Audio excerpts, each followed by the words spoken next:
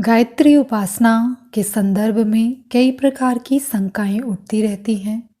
इनका उपयुक्त समाधान न मिलने से जिस तिस द्वारा बताए गए भ्रांत विचारों को ही स्वीकार करना पड़ता है। समय समय पर प्रस्तुत की जाने वाली शंकाओं में से कुछ समाधान आगे प्रस्तुत हैं। कुछ लोगों का मानना है कि गायत्री एक है या अनेक है, तो इसका समाधान ये है, गायत्री महामंत्र एक है। वेद माता भारतीय संस्कृति की जन्मदात्री आद्यशक्ति के नाम से प्रख्यात गायत्री एक ही है। वहीं संध्या वंदन में प्रयुक्त होती है। यज्ञोपवीत संस्कार के समय गुरु दीक्षा के रूप में भी उसी को दिया जाता है, इसीलिए उसे गुरु मंत्र भी कहते हैं। अनुष्ठान पुरुष चरण इसी आद्यशक्ति के होते हैं। यह ब्रह्म विद्या है, ऋतंबरा प्रज्ञा है। सामान्य नित्य उपासना से लेकर विशिष्टतम साधनाएं इसी प्रख्यात गायत्री मंत्र के माध्यम से होती हैं। इसके स्थान पर या समानांतर किसी और गायत्री को प्रतिद्वंदी के रूप में खड़ा नहीं किया जा सकता है। मध्यकालीन अराजकता के अंधकार भरे दिनों में उपासना विज्ञान की खूब उठक पटक हुई और स्वेच्छाचार फैलाने में निरंकुशता बरती गई है।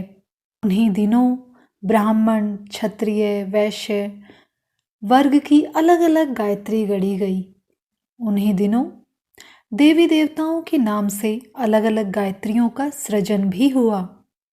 गायत्री महामंत्र की प्रमुखता और मान्यता का लाभ उठाने के लिए देववादियों ने अपने प्रिय देवता के नाम पर गायत्री बनाई और फैलाई होगी। इन्हीं का संग्रह करके किसी ने 24 देव गायत्री बना दी, ऐसा प्रतीत होती हैं। देव मंत्र यदि गायत्री छंद में बने हों तो हर्ज नहीं, पर उनमें से किसी को भी महामंत्र गायत्री का प्रतिद्वंदी या स्थानापन्न नहीं बनाया जाना चाहिए और न जाति वंश के नाम पर उपासना क्षेत्र में फूट फसाद खड़ा करना चाहिए। देवलोक में कामधेनु एक ही है और धरती पर भी गंगा की तरह गायत्री भी एक ही है।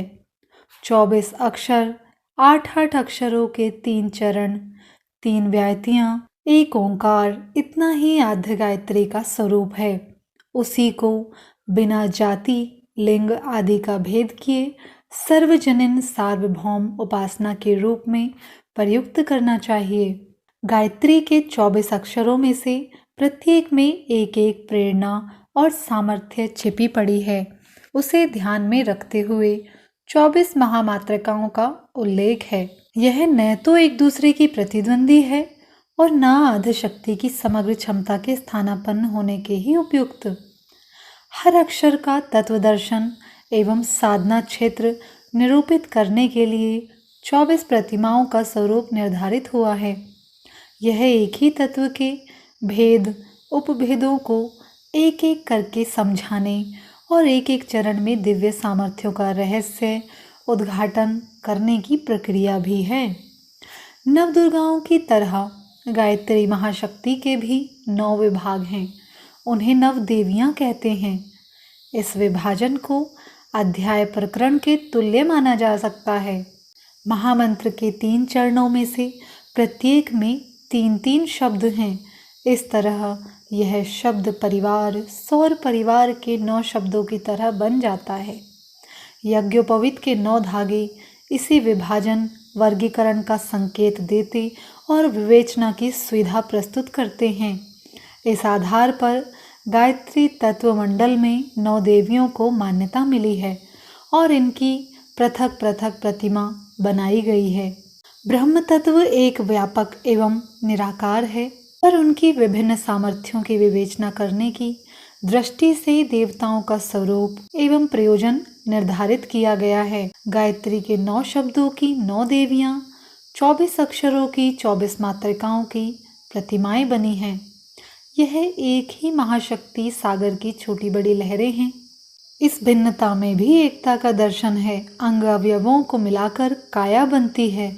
आद्य शक्ति की प्रेरणाओं, शिक्षाओं, सामर्थ्यों, सिद्धियों का निरूपण ही इन प्रतीक प्रतिमाओं के अंतर्गत हुआ है। अतएव गायत्री एक ही है। प्रतिमाओं में भिन्नता होते हुए भी उसकी तात्विक एकता में अंतर नहीं आता।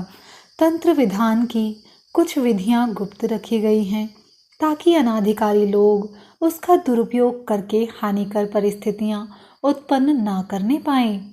मारण, मोहन, उच्चाटन, वशीकरण, स्तंभन जैसे आक्रामक अभिचारों के विधि विधान तथा तंत्र को इसी दृष्टि से कीलित या गोपनीय रखा गया है। एक तरह से इन्हें सौम्य साधना का स्वरूप न मानकर इन पर बैन लगा दिया गया है ताकि लोग भ्रांतिवश इनमें भटकने न लगें।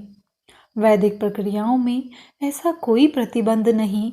गायत्री वेद मंत्र है, उसका नामकरण ही गाने वाले का त्राण करने वाली के रूप में हुआ है। फिर उसे मुंह से ना बोलने, गुप्त रखने, चुप रहने, कान में कहने जैसा कथन तथा उपहासास्पद है, ऐसा वे लोग कहते हैं जो तंत्र और वेद में अंतर नहीं समझते। गायत्री मंत्र का उच्चारण व्यापक विस्तृत होने से उसकी तरंगे वायुमंडल में फैलती हैं और जहाँ तक वे पहुँचती हैं वहाँ लाभदायक परिस्थितियाँ ही उत्पन्न करती हैं। उच्चारण न करने पर तो उस लाभ से सभी वंचित रहेंगे। क्रमशः जारी। धन्यवाद।